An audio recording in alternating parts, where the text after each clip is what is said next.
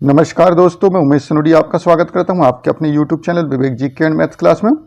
दोस्तों, आज की वीडियो हम देखेंगे फिजिक्स भौतिकी से संबंधित महत्वपूर्ण क्वेश्चनों को आज हम देखने जा रहे हैं, जो कि मीन्स कम मेरिट और एक्सीलेंस स्कूल और मॉडल स्कूल प्रवेश परीक्षा 2022 की तैयारी के लिए बहुत ही महत्वपूर्ण होंगे। तो यहाँ पर हम क्वेश्चन देख रहे हैं, अंतर्राष्ट्रीय मात्रक पद्धति SI की 7 मूलभूत राशियों में से 2 हैं।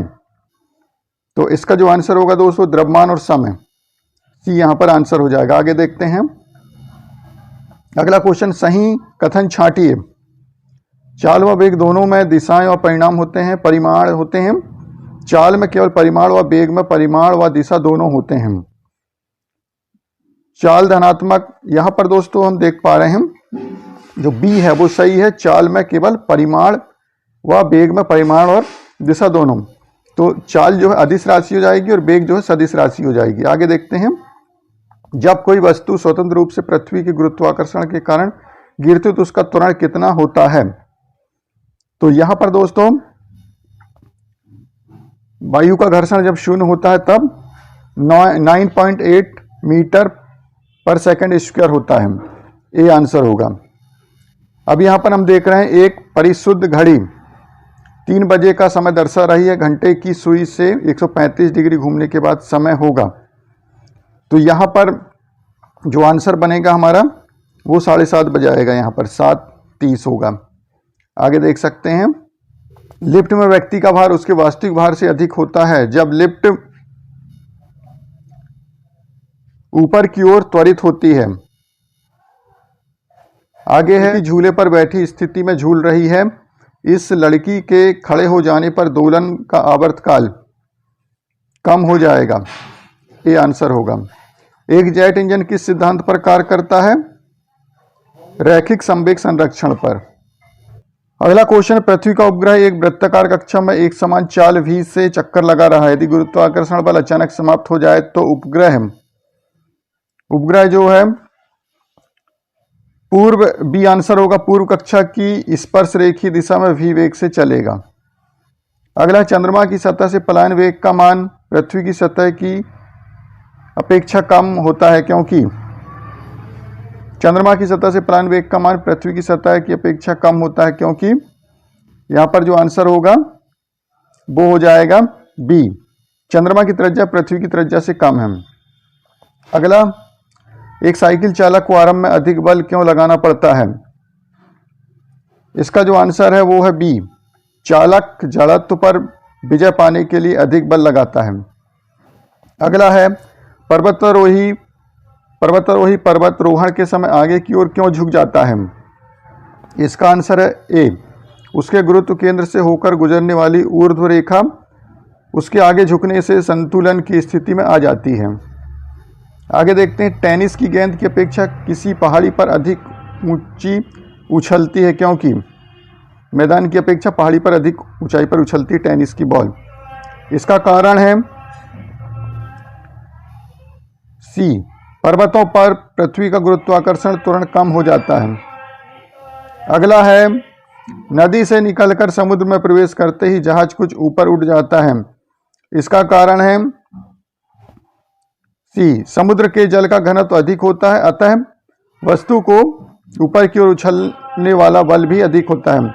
जो समुद्री जल होता है वो खारा होता है, इसलिए उसका घनत्व अधिक होता है, इसलिए जहाज जो है थोड़ा सा नदी की अपेक्षा समुद्र में ऊपर उड़ जाता है।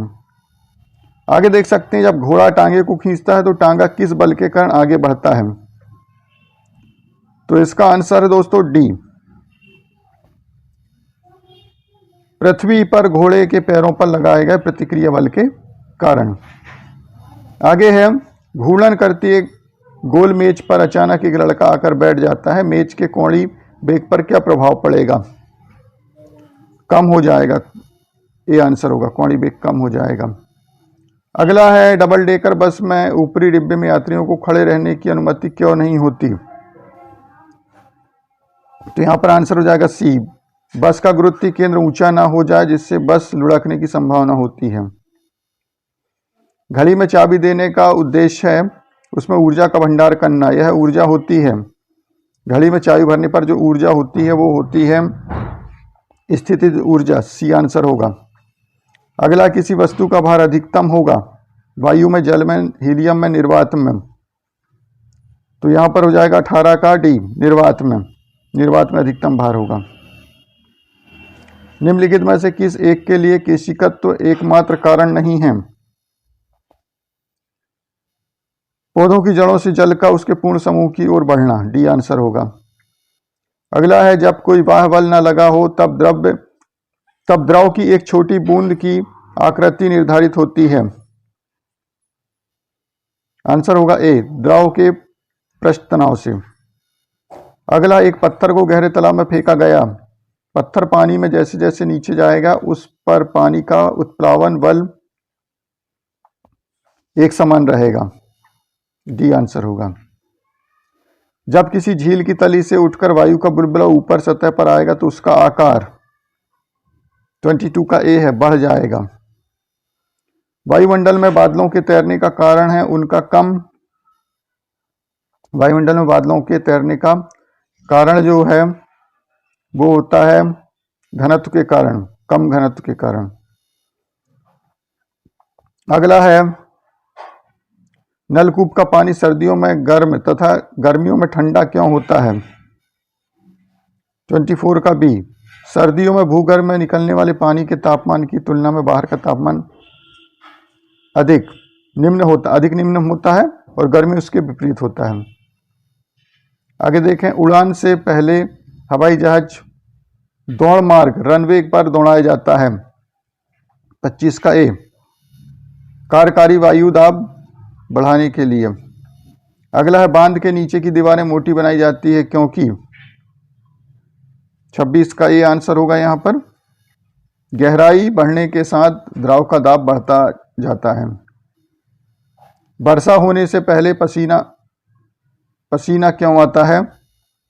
तो इसका आंसर है 27 का बी। वायु में आर्द्रता अधिक होने के कारण पसीने का वाष्पीकरण संभव नहीं होता, बी आंसर होगा। आगे, पहाड़ियों पर बर्फ क्यों गिरती है? 28 का सी हो जाएगा। पहाड़ियों पर तापमान हिमांक से कम होता है, अतः जलवाष्प बर्फ बन जाती है। अगला देखते हैं, एक कमरे में रखी वस्तु 90 डिग्री से 85 डिग्री तक सेल्सियस तक ठंडा होने में 5 मिनट तक का समय लेती है। उसमें 85 से 80 तक ठंडा होने में कितना समय लगेगा? 29 का सी, 5 मिनट से अधिक। बर्नर पर रखे एक फ्लास्क में पानी गर्म किया जाता है, उसका क्वथनांक घटाने के लिए, डी आंसर होगा। फ्लास्क के मुंह का संबंध निर्वात पंप से कर दिया जाए, अर्थात पानी के ऊपर दाब कम किया जाए। कोहरा संभवतः है ए, ठंडी शुष्क रात में बनता है। आगे, जल का क्वथनांक होता है जल की खुली सतह के ऊपर के दाब पर निर्भर करता है। यदि जल को 10 डिग्री सेल्सियस से 0 डिग्री सेल्सियस ठंडा किया जाए तो ए आंसर होगा। जल का घनत्व 4 डिग्री तक तो कम होगा, फिर बढ़ेगा। पेट अथवा शरीर के अन्य आंतरिक अंगों के अन्वेषण के लिए प्रयुक्त तकनीक एंडोस्कोपी आधारित है। इसमें होता है पूर्ण आंतरिक परावर्तन परिघटना पर। एंडोस्कोपी जो है पेट के अंदर जो है उसको अंदर बीमारी का पता लगाने के लिए जो है की जाती है। आगे है, प्रकाश तंतु किस सिद्धांत पर काम करता है? वह है प्रकाश तंतु पूर्ण आंतरिक परावर्तन पे आधारित है, ये आंसर होगा। एक रेडियो टेलीस्कोप में, डी आंसर होगा। सभी चीजें पाई होंगी इसमें। उच्च कोणीय विभेदन क्षमता, हाई एंगुलर रिजॉल्विंग पावर होगी। परवलयाकार डिश एरियल होगा। ग्रहों तथा तारों की जानकारी अधिक विस्तार से देता है, तो प्रयुक्त सभी हो जाएगा। संध्या के समय जब सूर्य क्षितिज से नीचे चला जाता है तो ये आंसर होगा, वह कुछ समय तक दिखाई देता रहता है क्योंकि पृथ्वी के समीप की वायु ऊपरी वायु से अधिक सघन होती है। आगे है, प्रोफेसर रमन ने जिस कार्य के लिए उन्हें नोबेल पुरस्कार प्रदान किया गया है उसका संबंध है 38 का बी, प्रकाश के प्रकीर्णन से संबंधित, सीवी रमन। होलोग्राफी है, ये आंसर होगा किसी वस्तु के त्रिविमी प्रतिबिंब को उत्पन्न करने व रिकॉर्ड रखने की तकनीक है।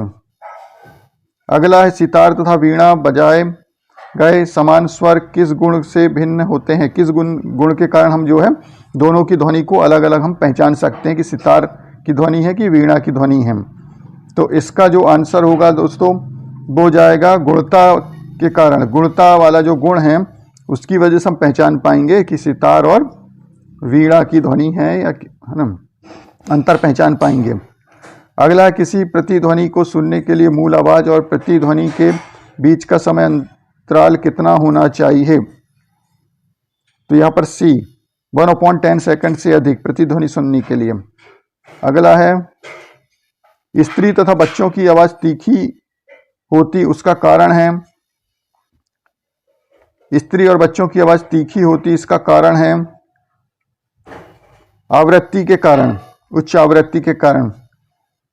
आवृत्ति उच्च है इसलिए आवाज जो है पतली सुनाई देती है, और पुरुषों की आवाज जो होती है वो उसकी आवृत्ति कम होती है इसलिए आवाज जो है मोटी सुनाई देती है,